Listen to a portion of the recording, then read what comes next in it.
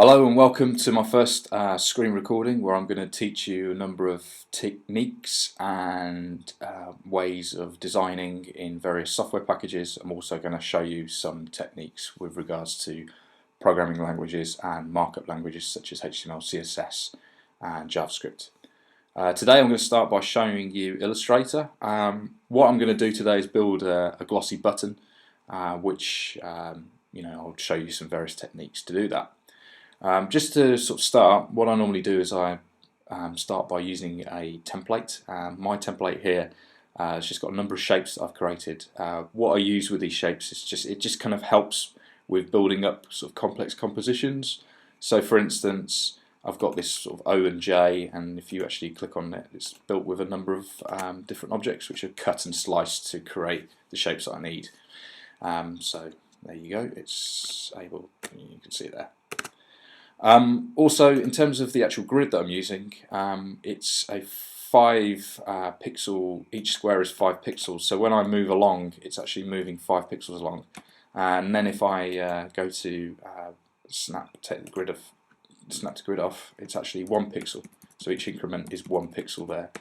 The reason I've done this is that it's just find this very handy in actually building objects in this way, because I've got complete control. So when something is actually 1 pixel, I know it's 1 pixel. And sometimes when you're working with various Illustrator pieces of work, sometimes the increments are a little off, and it can be quite complex in trying to be able to sort things out. So this is the reason why I've got it this way. So anyway, I'm just going to start by first creating a rectangle, which if I go snap to grid back on, so snap to point there, snap to grid, take the snap to point off, and if I start just by first drawing a shape, if I move up and down on the arrows, I'm able to essentially increment the roundness of the corners of the actual rectangle, which is very handy.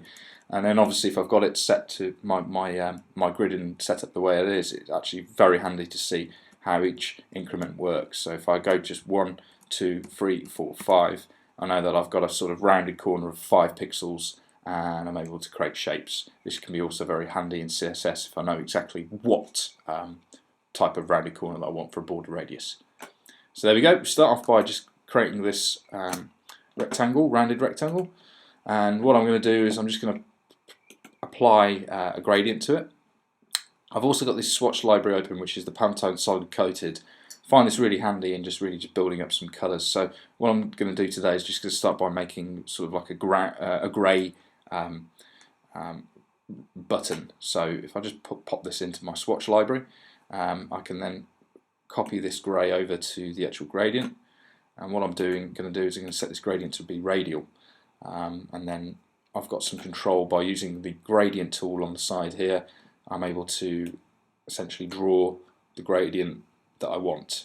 So if I just move this along, it can be quite fiddly, this tool in Illustrator. I find the Photoshop one can be marginally better in terms of control, but this pretty much does everything that you need anyway. So there we go. So I'm quite happy with that. It's just kind of got a bit of slight sort of glow to the actual rectangle to show, I don't know, a shimmer of light. What I'm also going to do is I'm just going to apply this swatch onto the stroke as well. So if I just copy that over there, I've got the swatch. I've also got a number of control options for this rectangle. For the stroke, I can actually set the weight to be larger or smaller. I'm going to keep it at 1 pixel, and also I can align the stroke, which is really quite important when you're actually building some icons, logos, or whatever you want to call it. So what I'm going to do is I'm just going to align it to the inside. You can also align it to the outside, but I'm actually going to align it to the inside. So there we go. I'm quite happy with that. If I copy that and then paste in front, I can duplicate this shape. It's always good to duplicate everything that you create, just so that you're able to use the shapes again, go back, start again, build on the previous one. So that's exactly what I'm going to do. So if I'm just going to set this shape to be solid, and I'm also going to set the stroke to be black so I can see what I'm doing. So what I'm going to do, I'm just going to do this little technique which is quite subtle and also quite effective. I'm going to set the point size. I'm going to go to Object, I'm going to go to Path, and I'm going to go to Outline Stroke. So what that's done there is it's actually taken the stroke away and it's turned it into essentially part of the fill. It's now combined it into this object here. What I'm also going to do is I'm going to use the Pathfinder tool, which is very, very handy and useful in Illustrator, probably the most important tool in Illustrator to use. What I'm going to do is I'm just going to set this one at the bottom left to divide. And what that's actually done is it's divided the shape into bits, and I'm able to select the stroke there and just essentially just remove it. So I'm quite happy with this shape here. I'm going to merge it in with this one by using the vertical and alignment and horizontal alignment, and there we go. So I'm happy with that. I'm now going to set this to a linear gradient, and I'm also going to apply a transparency layer effect, which will be screen, and there you go. I've also got some control in terms of drawing that with the gradient tool. So I'm just going to apply a little bit of an effect here, so you can sort of see that it's got almost like a two-tier shine going on. And now it's starting, the overall button is starting to build sort of a bit of contrast and a bit of consistency. Okay, so I'm not finished there. I'm just going to copy that. I'm also going to paste in front. Actually, I'm just going to put this shape, this top shape, over here, just so that I can work on it. And I'm also going to set that to be a solid colour. So there we go. And what I'm going to do then is also I'm just going to get another shape, this time circle, around about that size. I'm just going to move it just over here. So there we go, quite happy with that. And what I'm going to do is I'm just going to cut this shape from this shape, almost like a cookie cutter, which is, again, using the Pathfinder tool, which is really handy. And if I just hold Alt and click on this one, you can see essentially what I've done there is I've just cut this out. If I'm happy with that, and then click on Expand, and there we go, that's the final shape.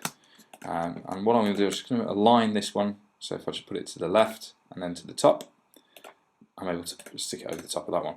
And then you can use the eyedropper tool then to essentially copy the style from the previous one, which is just underneath. So just do that.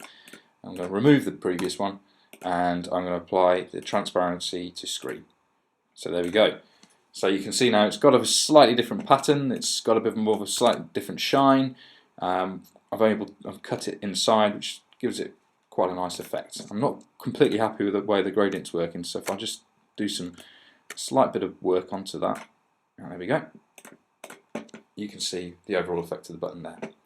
Okay. I'm not finished completely there. I'm just going to copy this one again and paste it in the front. And I'm just going to move it down here and copy and paste again in front. And I'm just going to set both of these shapes to be solid, like that, like so. You've got this sort of white there, that's because of obviously the layer effect is still on. So if I just take that to normal, and I've got the two shapes. And what I'm going to do is just going to align them together. And I'm just going to take the snap to grid off, so I've just got a bit of control. So I'm able to move 1 pixel along and 1 pixel down. So I'm quite happy with what I'm trying to get there, which is essentially that. So there you go, I'm using the Pathfinder tool to essentially cut out the other one from the other one. And I'm just going to move this one to the left and then align it to the top. And what I'm going to do, it's already got the layer effect of screen applied to it, so I'm happy with that. And I'm just going to just do a bit of slight editing. You know, I could move this one just over there. I'll just select object, move range, bring to front, and let's try it. Doesn't seem to be doing anything, but that's okay. I think I'm fairly happy with the way it looks anyway, to be honest. And there we go. So from there, from just a few bits of editing, we were able to. I can still change the layer style of the stroke from behind. I can have it maybe bigger, so it goes up, it covers the whole of the button. I can actually align it right out, so you've got sort of more of a kind of buffered effect. Or I can just keep it 1 pixel just on the outside, and then I might just apply it to what it was before. Also, maybe, you know, just to kind of add a bit slightly better contrast to the button, I might just change the stroke color a little bit. So I'll just apply that on there. And what we should have here is just a blue background. I'm just going to paste it as a smart object. I'm just going to blow this button up so you can actually see. And there you go, there's the button. You might add some text on the top, I don't know, just maybe if I just apply this, or you might add the text in Illustrator. I'm just going to put it to and click. Set the point size to maybe 30. There we go. I might align that to the center. I might use Illustrator, or I might add something else to it. Who knows? So there you go. That's how to create a glossy button in Illustrator. I hope you've maybe picked up some tips there, some ways of creating things using the outline stroke, using the Pathfinder tool. All of these are really important parts of Illustrator, and they're really useful in essentially getting what you want to get. So thanks very much for watching. If you've got this far, I'll be surprised. Cheers for watching, and hopefully I'll be doing another feature very soon. And take care. Enjoy. Bye bye.